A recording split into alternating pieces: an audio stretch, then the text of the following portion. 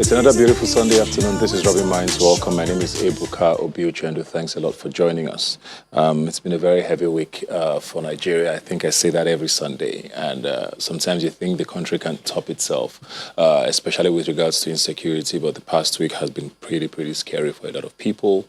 And it's cutting across all regions. And there's a lot that we need to be talking about and hopefully doing with this, and we're going to be discussing some of that much later on in the show, so please stick around for that. But first, the 25th of April is World Malaria Day, and we're going to be starting off the conversation today talking about what is still a deadly disease on this continent, especially Nigeria, and what we should be hopefully looking at with regards to combating this deadly disease and going forward. But first, let's take a look at this quick vox pop we had on malaria, and we'll come back.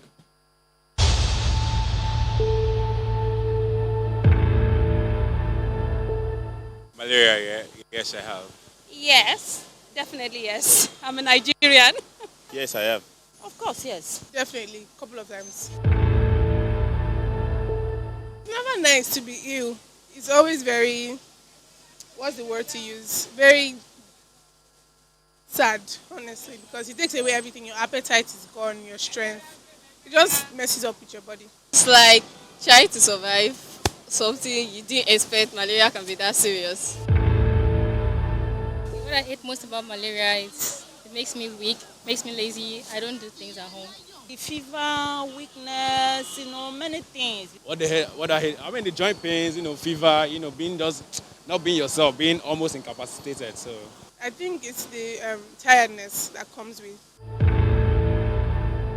I try to fumigate my environment as often as possible, even though I notice that when you do it, the next day you still see mosquitoes around. The usual, use insecticides when you notice that, and keep your doors and windows closed. What we do to protect malaria is for us to keep our surrounding clean. For me, I sleep under the mosquito net and I make sure my baby does so. Basically, don't stay around stagnant water. Eat myself often, go for regular checkups every 3 months actually. Yeah, basically I know that most days are celebrated, and I think malaria is actually one of the days that are probably celebrated. And I also remember 25th of April, if I'm sure, World Malaria Day. It's just a day to create awareness about malaria, basically. I've heard about what malaria day. They are doing nothing. Everybody is fighting for himself. Government is doing nothing about malaria. In Nigeria, I think the government can do better, and in the sense that they can actually make sure that the drugs are available and affordable for everybody. Whether you like it or not, if you go to the pharmacy and you want to get a good malaria drug, you would actually spend up to 1,000 naira. And for some people, that's not affordable. Yes, I do believe we can end malaria in our generation, considering the fact that we have a lot of billionaires in this generation, and I think they are doing a whole lot when it comes to charity, helping people, and sending pharmaceuticals down to Africa. And I think even in Africa, we are doing a whole lot with our herbal, trado medicine. So, yeah, we can.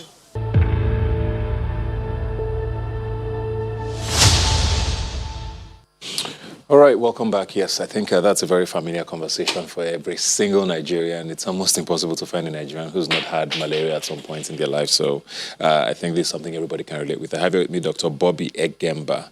Thanks for being here today. Thank you. You're very welcome. We know you more as a Proco doctor on Twitter, which is very interesting because social media and medicine, most people wouldn't have thought of that. Why did that become important to you to use that, to advocate, if I want to say the word? So I realized that a lot of our habits and practices are influenced directly by what we know. What we know is directly influenced by, conversations from other people. And the average Nigerian youth spends about 1 to 2 hours per day on social media. So why not take the message to them? Seeing as the conversation is shifting, or rather the future of healthcare is no longer where your health is in the doctor's hands, but rather when your health is in your hands, when you're involved in decision-making about your health. Yeah. And people need to be aware. And, social media is like the best place for... I found that very interesting, though, because one of the biggest money spinners for doctors, at least that's what we think, is consultancy, where you come in and you pay some money to get advice on your health. But you're doing this people ask you questions, you give it out. How does that affect you? And do you get some backlash from your colleagues saying, guy, you're selling this market for free? Yeah, so initially I had some backlash. You know, people said, this is not information that should be out there. This is information that should be restricted to, you know, the few. It's the know. You don't just give it out freely. But then again, I had the argument that, look, the more people know about their health, the better decisions they can make. The better decisions they make, the less sick people are in the hospitals. Nigeria has one of the worst health indices in the world. And one of the reasons this happens is simply because our health centers are overwhelmed. Our doctors are overwhelmed. And so if we have healthier people as Nigerians, we have more time to focus on the sick people who are in the hospitals and prevent them from overloading. Yeah. Well, we are grateful for that. I don't know about your colleagues, but we're definitely grateful. So it's World Malaria Day. And of course, I think the goal is supposed to be having malaria-free world by 2025, which is in 4 years. Let's limit the conversation to Nigeria where we are. Do you think this is achievable with what you're seeing? Okay, I think it's achievable if we pay the right attention, if we give it the prominence it needs, because... Are we doing that? I would say to some extent, yes, because, you know, yes, there are initiatives here and there. The health minister just flagged an initiative in April, just a few weeks ago. But the numbers are saying otherwise. For example, in 2019, 409 people died from malaria worldwide. 23% of that number was from Nigeria.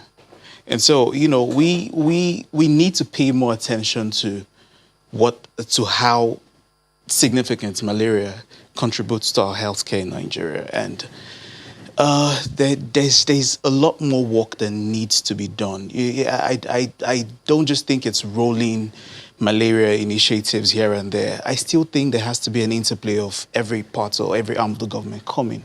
For example, one of the ways to prevent malaria is using insecticide-treated nets.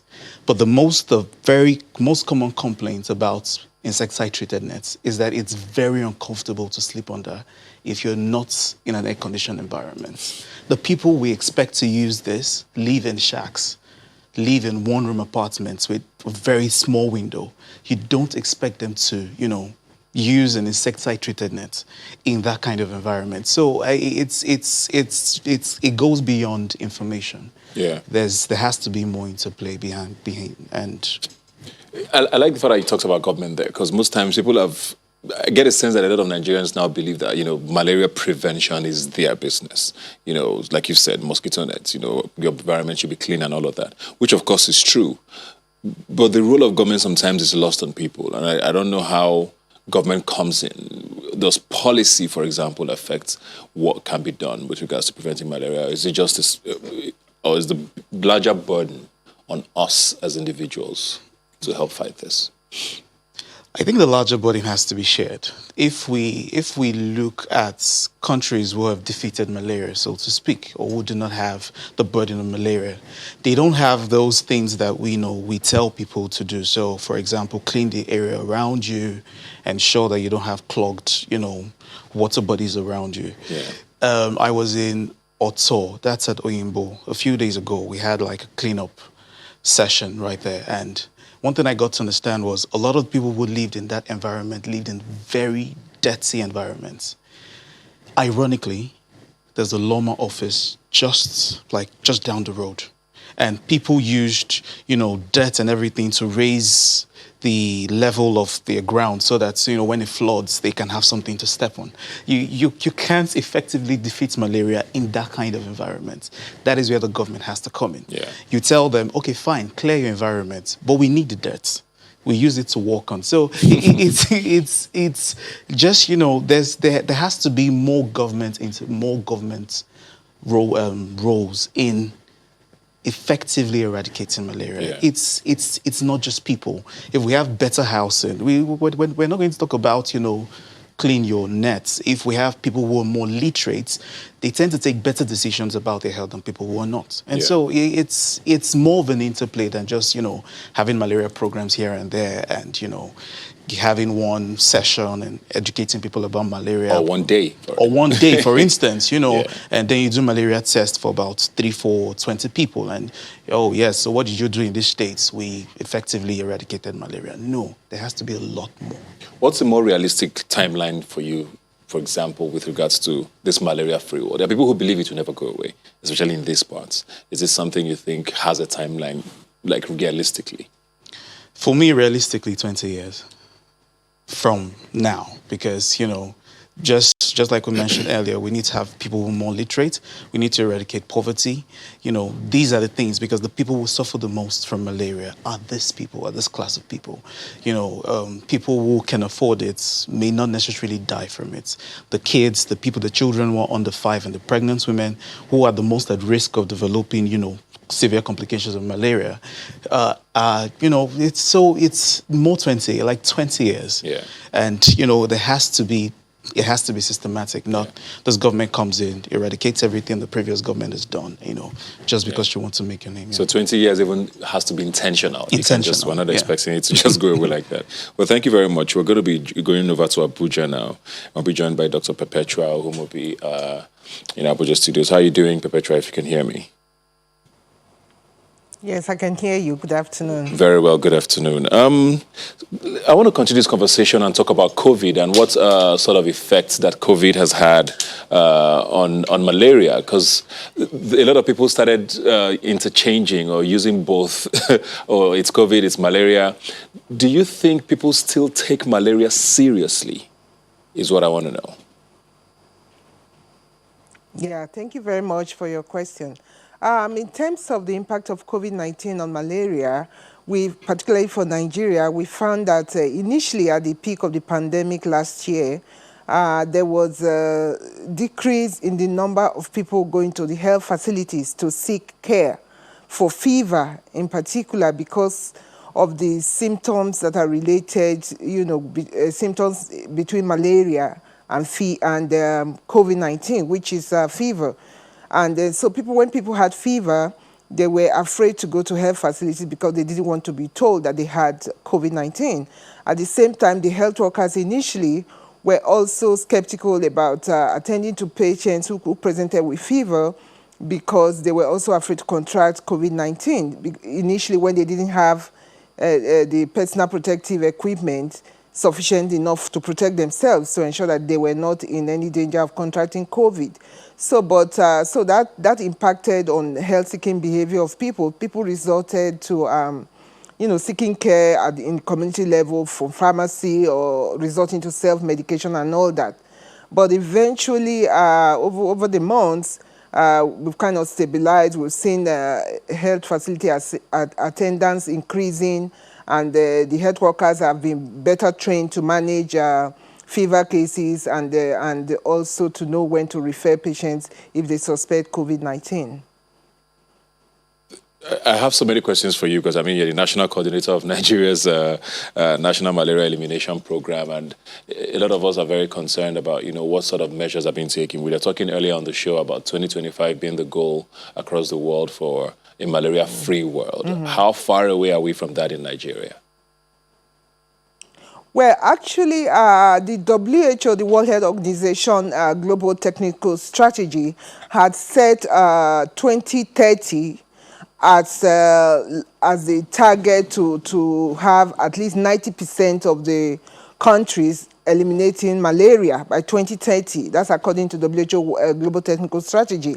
And we in Nigeria are hoping that we will be one of the countries that will achieve that milestone by 2030. In terms of where we are in Nigeria, so far we have seen a steady decline in the prevalence of malaria in the country.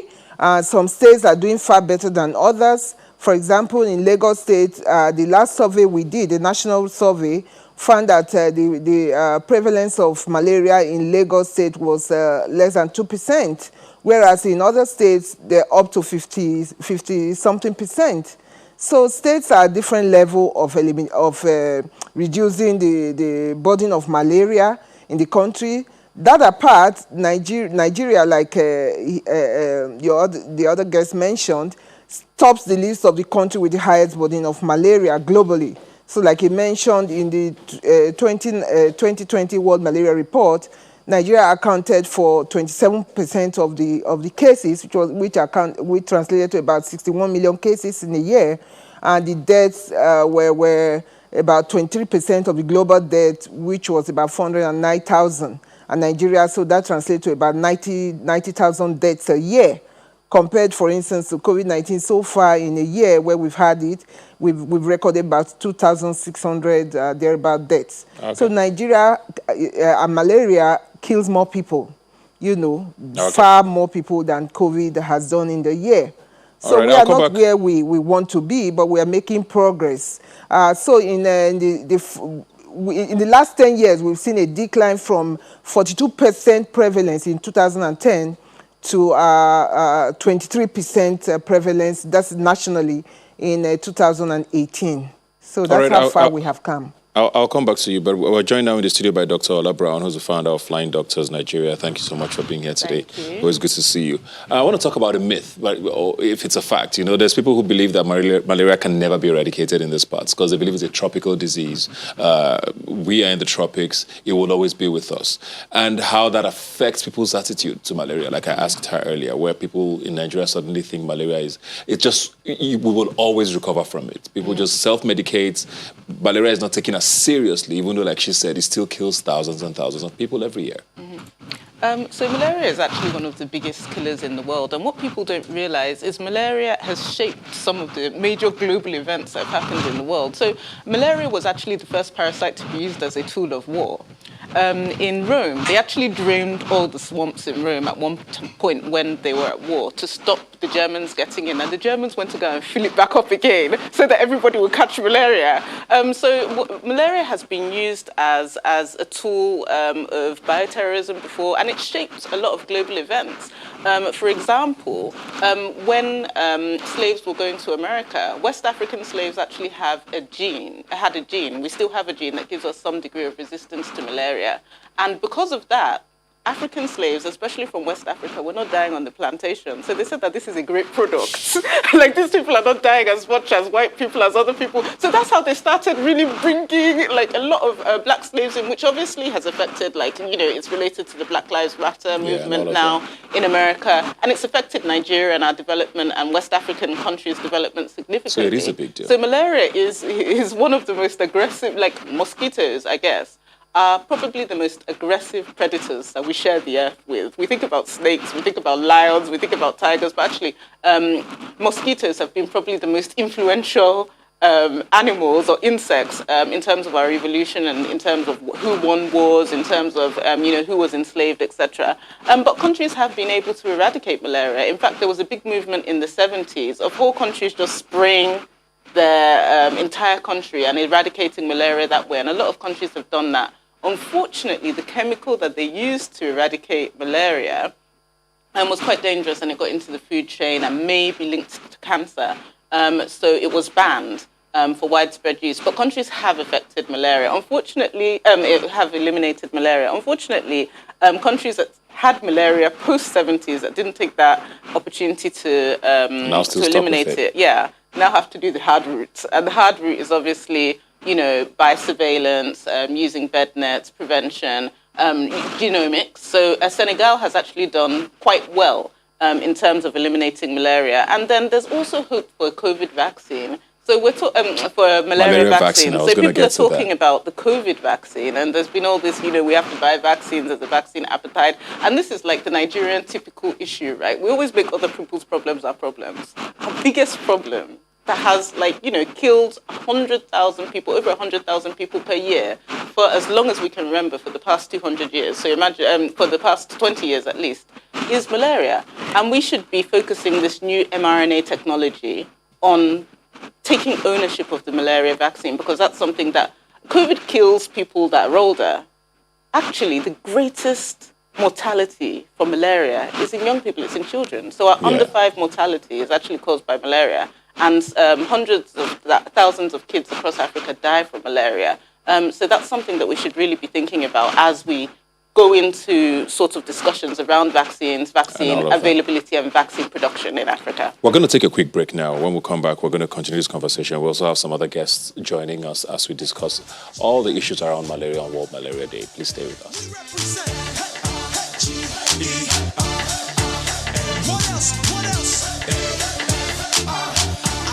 All right, welcome back. We're discussing malaria. World Malaria Day is around, and I want to go to one of our guests via Skype. Lilies Njanga, if you can hear me, is the Africa Director at Malaria No More UK. How are you doing, Lilies?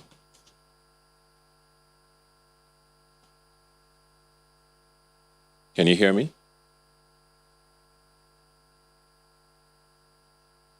Okay, while we try to get that reconnection, we also have another guest, a public health practitioner, Dr. Akbaku Kalu.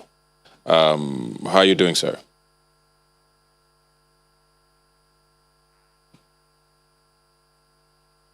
Hello, sir.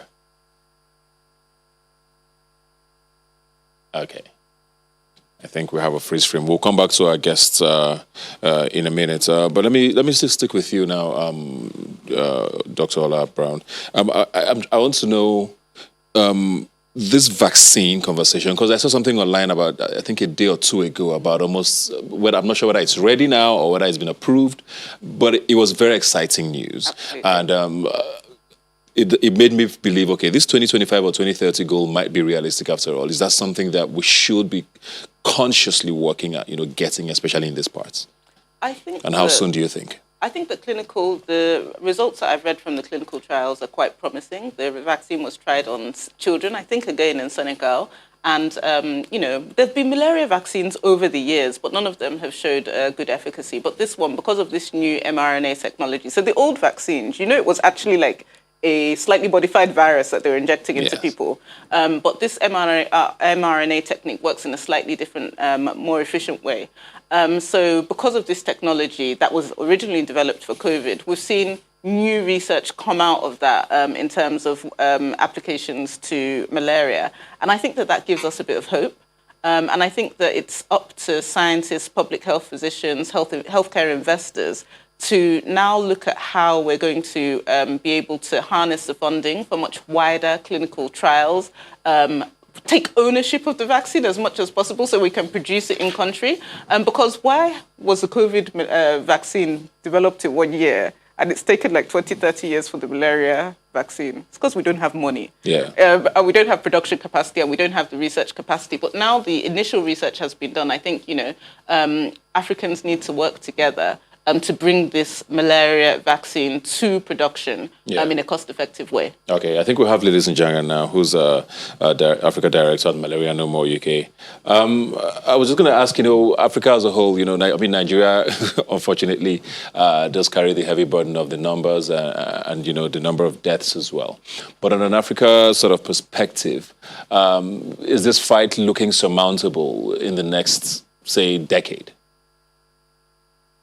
Thank you very much for having me. Yes, let me start by saying that we've made quite some good progress the last 20 years, but unfortunately the last few years have seen us sort of stagnate because between 2000 and up to close to 2019, we saw a 2/3 reduction in Africa. We saw over 7 million lives being saved and over 1 billion cases being averted. But unfortunately, there seemed to have been a stagnation, and we continue to bear, as you know, the biggest burden. And 94% of the cases being in Africa, that's almost looking at Africa as being the bearer of this burden. And it's stretching really our already fragile health system to a very big extent. And I always like to say this is not just a health issue. Malaria is more than a health issue. It is also a socio-economic issue, given that we lose about 12 billion USD annually in Africa.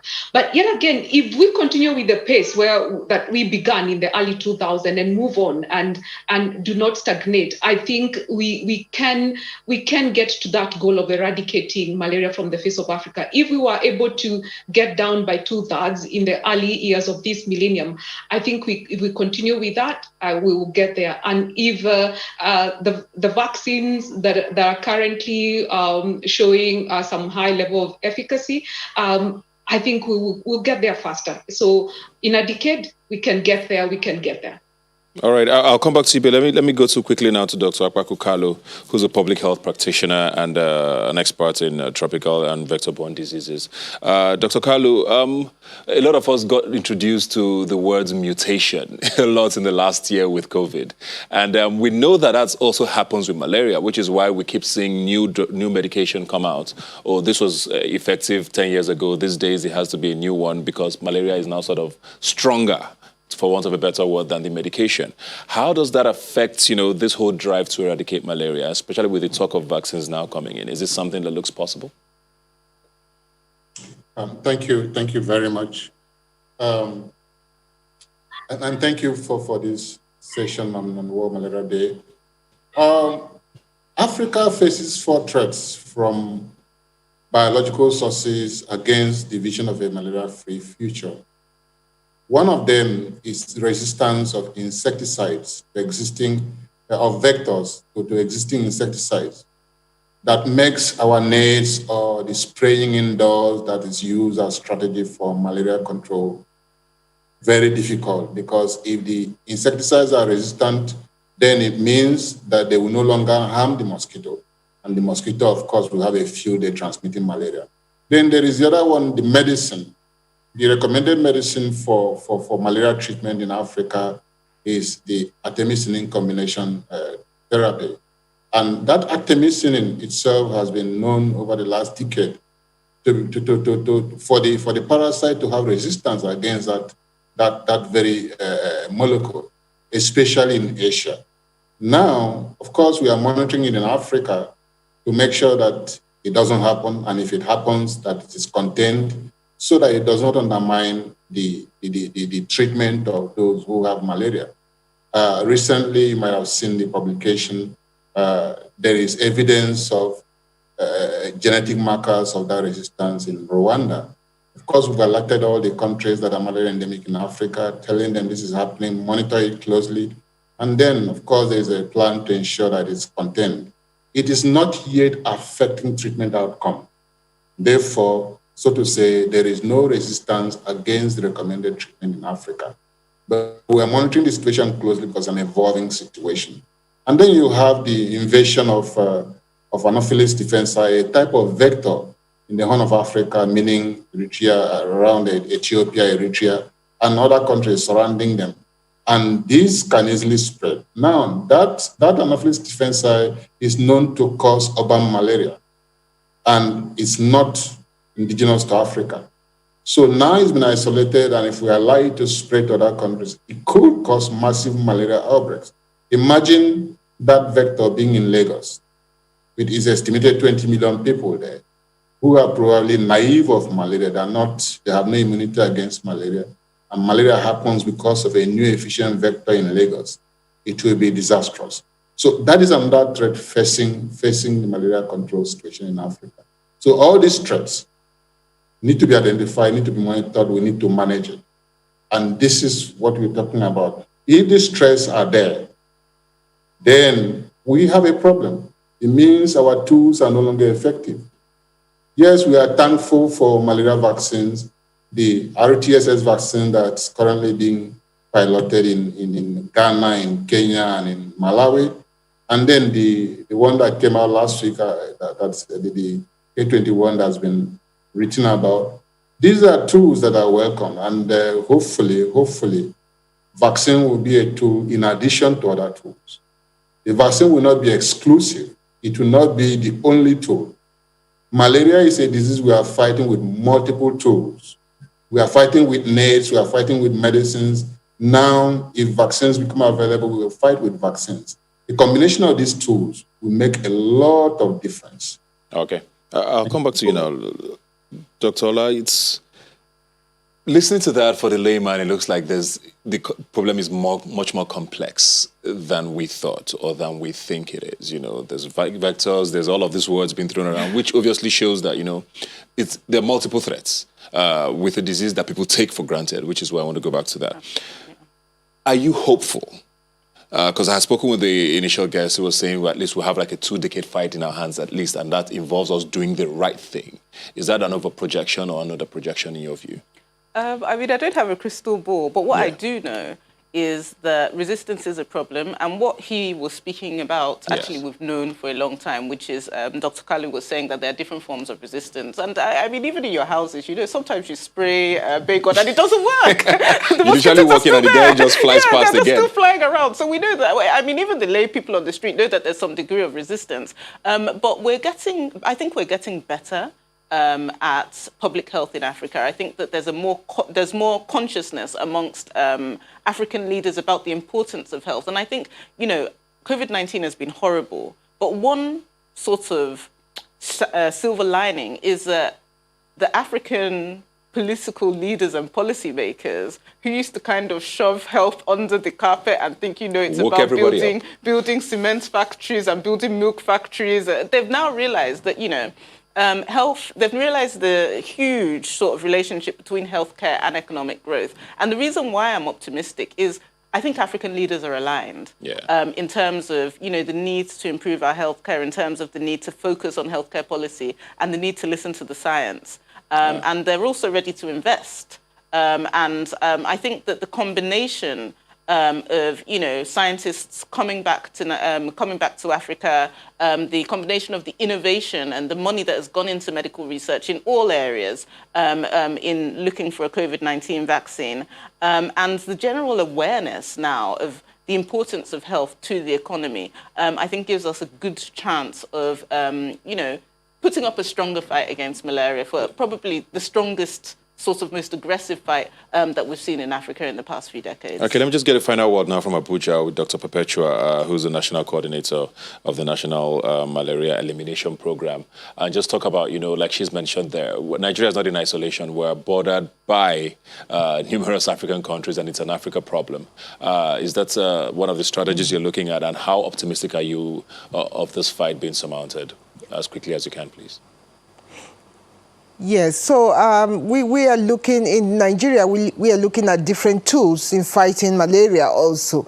Talking about resistance, for instance, we are beginning to deploy tools for the insecticide, for the nets, for the treated nets, and for the spraying of the houses that are not resistant. So new tools are coming out for the nets, for instance. There are next generation nets that are being deployed now, and then we have what we call the PBO nets that have additional chemicals to withstand the resistance that the vectors, the mosquito vectors are having against the pyrethroid only net. So we are now working with new tools to ensure that we combat the effect of the resistance to the insecticide that are being used either for the nets or for spraying houses.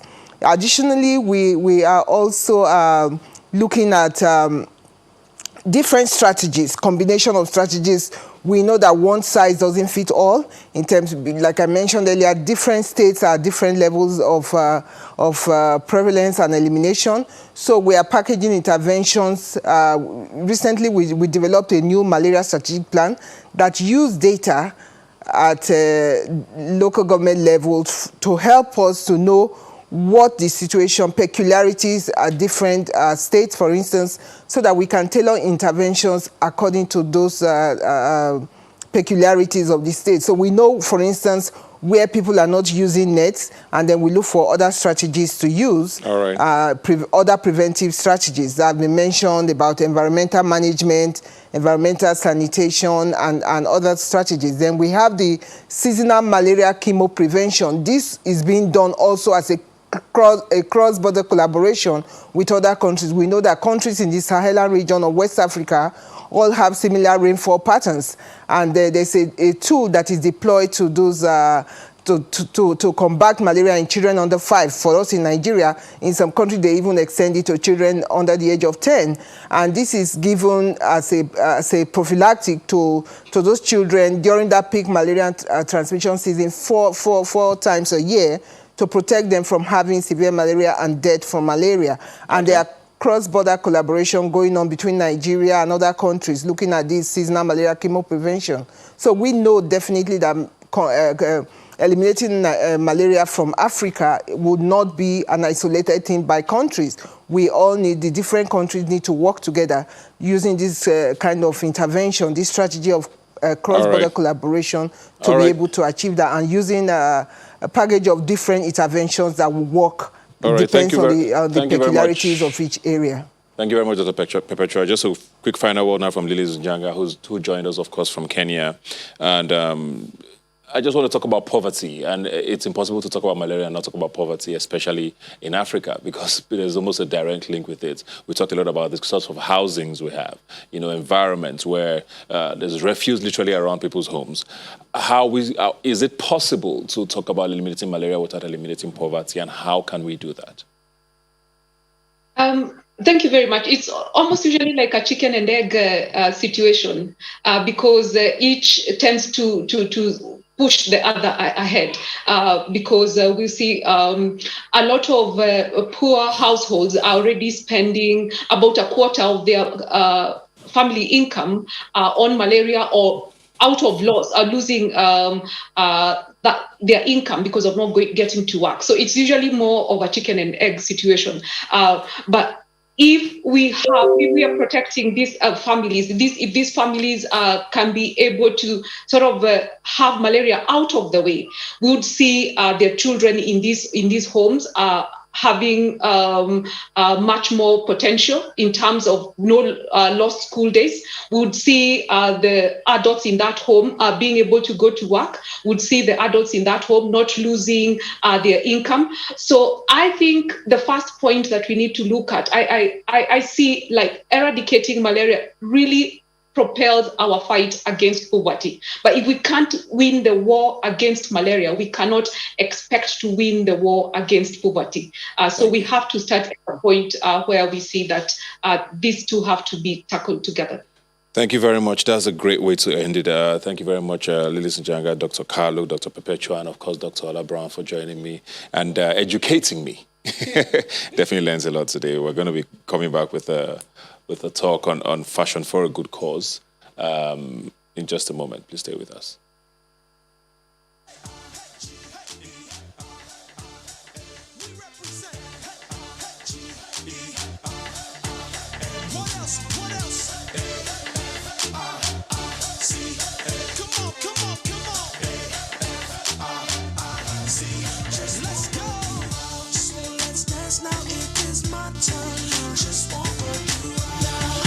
All right, welcome back. Fashion is a very important tool for humans and, of course, for interaction. And we'll have a guest now who's going to be talking about the importance of using fashion for a good cause. The creative director of IN Official. Ifeanyi, how are you doing? Joining us online. If you can hear me, how are you doing? Yes, sir. I can hear you loud and clear. Very well. Good to see you, man. So just to give us a bit of a background about this Zero collection, what it's about, and why this is important for you.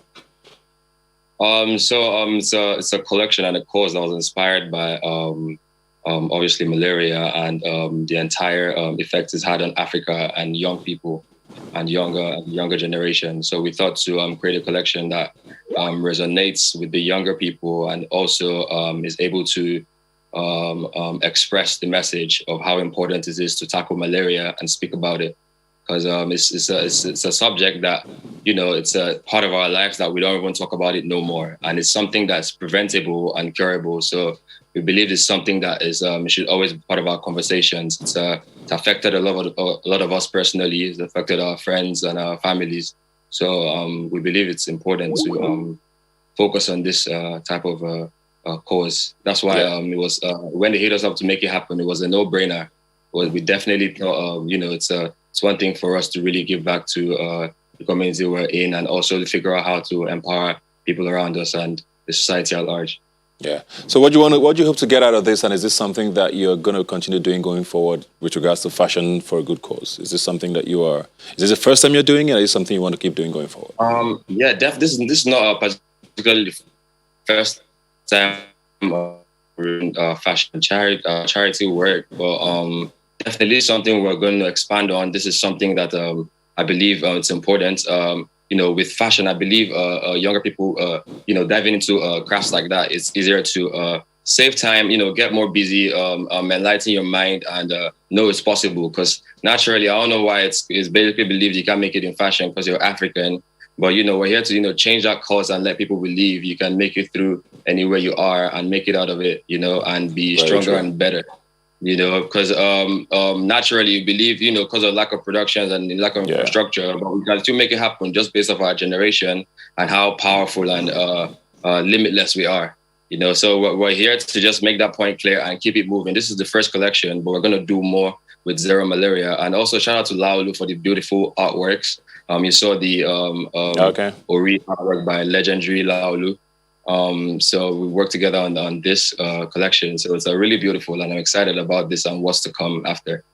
Thank you very much, Ifeanyi, and keep doing all the good things you do. You can check him out on social media at INOfficial, I believe is the handle on social media. So thank you very much, and keep doing the great work you do. Now, at the top of the show, I did talk about the fact that it's been a heavy week for Nigeria, and we still have the issue of the Minister of Communications, Dr. Pantami. That's generated a lot of conversations and controversy, both on social media and mainstream media, and just across with Nigerians. And of course, then there's been the talk about the kidnapping and the killing of students at the Greenfield University in Kaduna, and that has gotten Nigerians talking and bothered. And I'm joined now by Rino Duola, who's going to help us talk about this. Rino, how are you doing? Hi, Himika. Good afternoon.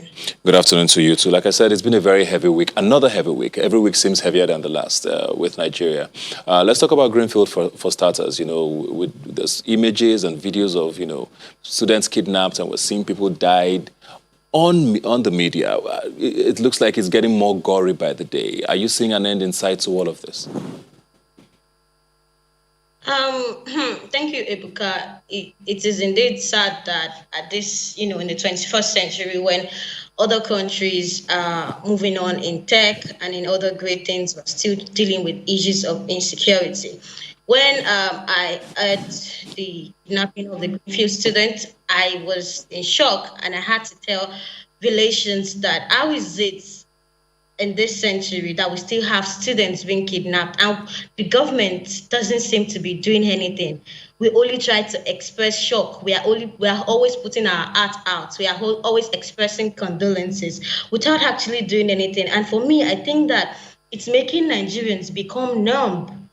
We are now numb to the senseless killings in our nation. Our hearts are always breaking or expressing griefs. What are we doing instead? We're sending our police officers to Somalia to tackle insecurity. A laudable project itself, if Nigeria itself is secure. It is Nigerians that even need police officers from other countries. We can't walk on the streets for fear of thugs. We can't walk on the streets for fear of carjackers. Armed robbers are all over Lagos. We can't travel for fear of kidnappers and bandits. We can't even farm in peace. Of herdsmen. There are no jobs because the system has failed to provide any. We can't access good health care because doctors are being owed and our president is getting premium health care for London. We can't even go to school for fear of kidnappers. ASU strike, this strike, that strike. This year alone, more than 600 students have been kidnapped from school in northwestern Nigeria. And they're saying these things, they say probably people are not patriotic to the nation or they are terrorists, but the real terrorists are in ministerial offices. This anger that citizens have to complain every time is fueled by the helplessness over the sense of insecurity in the country. Just this week, 60 people were kidnapped and 80 people were killed. How can we as citizens of a country be kidnapped and killed on a weekly basis and our leaders appear to be incapable? President Buhari promised us so much in light, so much in security, so much equality, but each day the country gets the opposite. I'm going to ask you, Ebuka, are you more secure in this country than you were 6 years ago? The president's spokesman came out and said we are reporting the killings as if it does not happen every day. The effect of this is more apathy and more citizen alienation. People are now disengaged from the government. Everybody is now becoming a government on their own. And an accurate description of this would be this Yoruba description that, see, delay, whatever you do, everybody just has to protect themselves because it seems like we don't have a government any longer. I hear you, and like I said, it is very disturbing for a lot of people. There are a lot of things we don't even know what's confirmed. We hear allegations, we see videos. There's just too much happening, and a lot of people feel very, very unsafe. But like I said, it's happening across the country. We saw things in Imo State yesterday with the governor's house.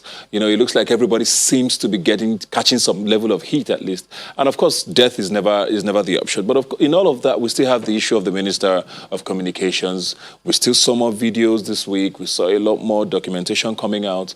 What do you want to hear from government? Because presidency has said he's a changed man, and we believe that he deserves his spot in government. What do you want to see differently? Do you think that's good enough for Nigerians?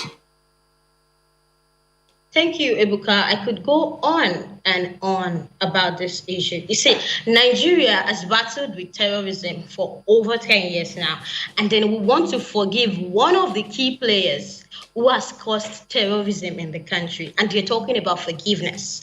Nigerians may forgive Pantami, but he has to be investigated and tried for the allegation against him. His position as a Minister of Communication and our digital economy is untenable. What message are Nigerians passing to the world that we have a minister who is in his early 20s till his 30s openly endorsed and supported terrorism? We have terrorist allegations against a minister in office whom the presidency is claiming to stand by. If our presidency stands by a terrorist, then that effort to battle terrorism has been a failure from the start. We should ask ourselves these questions. Did Minister Issa Pantami openly endorse terrorism or not? Did he influence extremists from the north to kill other citizens? Did he at any time engage in terrorism acts according to the laws of the land? But the allegations and evidence out there and the fact that he has admitted to making this statement, Pantami should be sacked and tried and jailed. Not only sacked, tried and jailed. I see some people trying to turn it into some sort of Islamophobia, and I say today that Islam is not synonymous to terrorism. A call for a minister to resign is not an attack on any region. The office of the Federal Republic of Nigeria does not respect any religion. And I see some people making arguments that, oh, Nigerians do not want to link their sins to their NINs. Before Pantami, NIN has existed. After Pantami, NIN will continue to exist. When the evidence shows that a serving minister of Nigeria has expressed open support for global terrorist groups, then what are we arguing over? The implication of Pantami now coming to pant his views shows that he has been serving as a minister while still having these views. For him to remain in office, the current Nigerian government is reinforcing what we have always known, that there is a culture of nepotism, and there are two standards for the rich, for the connected rich, and for the poor. Citizens are alienated from the government rather than send troops to combat insecurity in the northeast, in the northwest. Our officers are being put on a show of force at Lekki Toll Gate to arrest peaceful protesters. The Nigerian government is arresting peaceful protesters while patting the real terrorists on the back. And also, I said earlier this week that if protesters' bank accounts can be blocked on allegations of terrorism, which are yet to be proven, then why not Pantami? What makes Pantami different from the rest of the Nigerian population? Well, thank you very much. The presidency did not speak. We are operating a democracy in this country. So Gabasheo cannot come and say that the presidency stands by the minister. When citizens call for the resignation of a minister, then that should be listened to. What makes Pantami different from the rest of the Nigerian population? Well, thank you very much, Irene. We're out of time, unfortunately. We get you. We understand the passion and we understand the concerns of Nigerians with regards to all of the issues bedeviling us. And your voice is very well heard. And we do hope that people are listening. Sometimes it gets exhausting to keep talking and talking and talking, and it feels like you're not being heard. And that's what I think a lot of Nigerians want to see from government. So once again, thank you very much for joining us. All right. Thank you very much. Like I always say, you can follow the conversation on Twitter. Rubbin Minds now is the handle. Please use the hashtag Rubbin Minds when you tweet at us. Do have a good week. Hopefully a safe one. Much safer than last week. I'll see you next Sunday.